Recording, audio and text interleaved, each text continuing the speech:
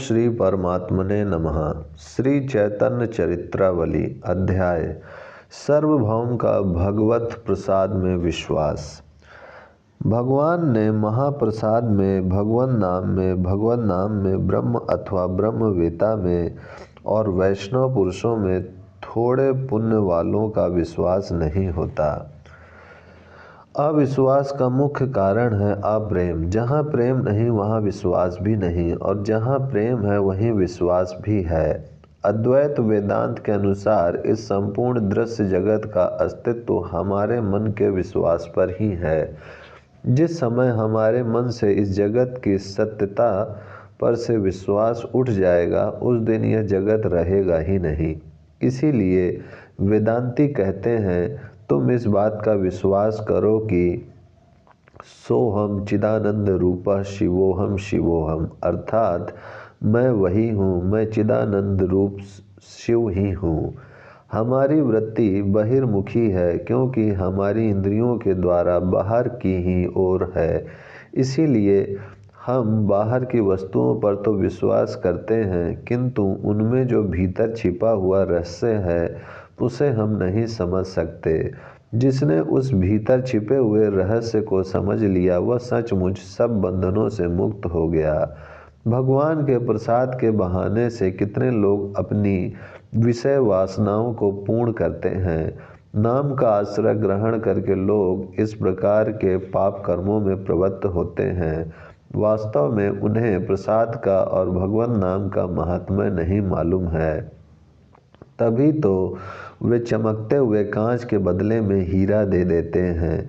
जो भगवान नाम सभी प्रकार के पापों को नष्ट करने में समर्थ है, उसे सोने चांदी के ठिकराओं के ऊपर बेचने वालों के हाथ में वे ठिकरा ही रह जाते हैं। भगवान नाम के असली सुस्वादु मधुराति मधुर फल से वे लोग वंचित रह जाते हैं। विश्वास से जिसने एक बार महाप्रसाद पा लिया, फिर उसकी जिह्वा खट्टे मीठे के भेदभाव को भूल जाएगी। जिसने श्रद्धा विश्वास के सहित एक बार भगवान नाम का उच्चारण कर लिया, फिर उसे संसारी किसी पदार्थ की वांछा नहीं रह जा सकती। एक बड़े भारी महात्मा ने हमें एक कहानी सुनाई थी। एक सरल हृदया स्त्री थी। उसने कभी भी भगवान नाम का नहीं लिया था, किंतु जीवन में कभी कोई खोटा काम भी नहीं किया। उसके द्वारा किसी भी प्राणी को कष्ट नहीं होता था।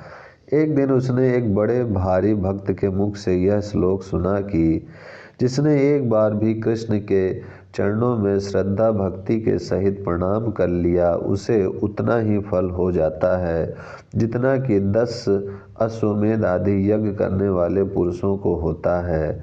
किंतु इन दोनों के फल में एक बड़ा भारी भेद होता है। अश्वमेध यज्ञ करने वाला तो लौट कर फिर संसार में आता है, किंतु श्री कृष्ण को श्रद्धा सहित प्रणाम करने वाला फिर संसार चक्र में नहीं घूमता। वह तो इस चक्र से मुक्त होकर निरंतर प्रभु के चरणों में लोट लगाता रहता है। इस श्लोक के भाव को सुनते ही वह सरल हृदया नारी विकल हो उठी। उसके संपूर्ण शरीर में रोमांच हो गया। आंखों से अश्रुओं की धारा बहने लगी। गदगद कंठ से लड़खड़ाती हुई वाणी में उसने बड़े ही पश्चाताप के स्वर में कहा, हाय, मैंने अभी तक एक दिन भी भगवान के चरण कमलों में प्रणाम नहीं किया।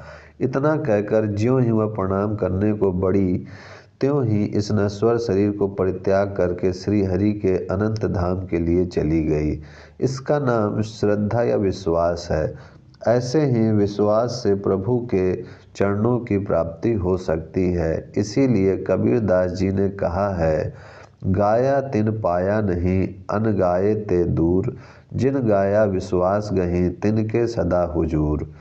सार्वभौम भट्टाचार्य को प्रभु के चरणों में पूर्ण श्रद्धा हो गई थी।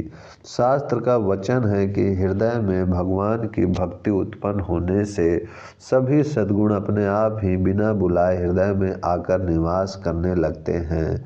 सद्गुण तो भगवत भक्ति की छाया है। छाया शरीर को छोड़कर दूसरी जगह रह नहीं सकती।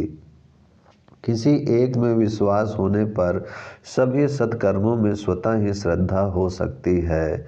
एक दिन महाप्रभु अरुणोदय के समय श्री जगन्नाथ जी के शयनोत्थान के दर्शन के लिए गए।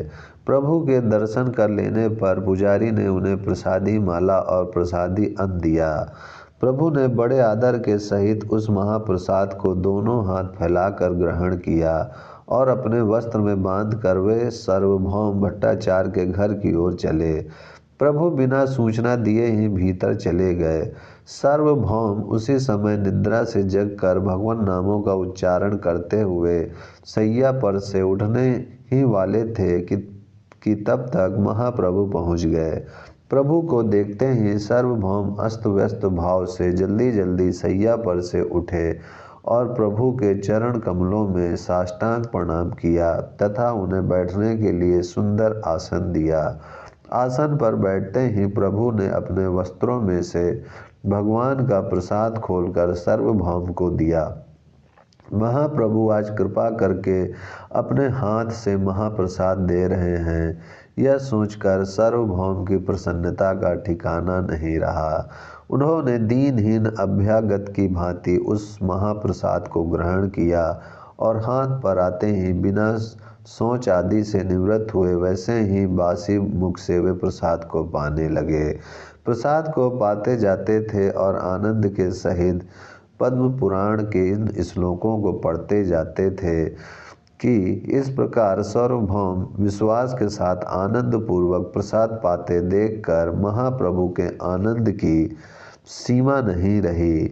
इस श्लोक का भावी अर्थ था कि महाप्रसाद चाहे सूखा हो, बासी हो अथवा दूर देश से लाया हुआ हो, उसे पाते ही खा लेना चाहिए।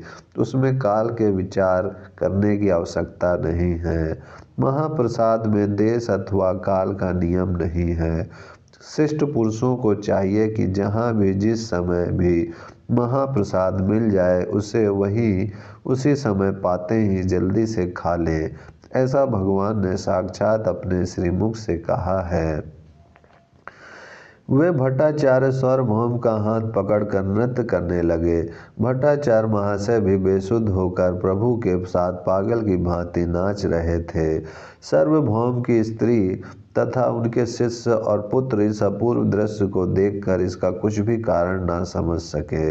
महाप्रभु बार बार सार्वभौम का आलिंगन करते और गदगद कंठ से बार बार कहते, आज सार्वभौम कृतार्थ हो गए। आज वासुदेव सार्वभौम को भगवान वासुदेव ने अपनी शरण में ले लिया। आज भट्टाचार्य महाशय के सभी संसारी बंधन छिन्न भिन्न हो गए।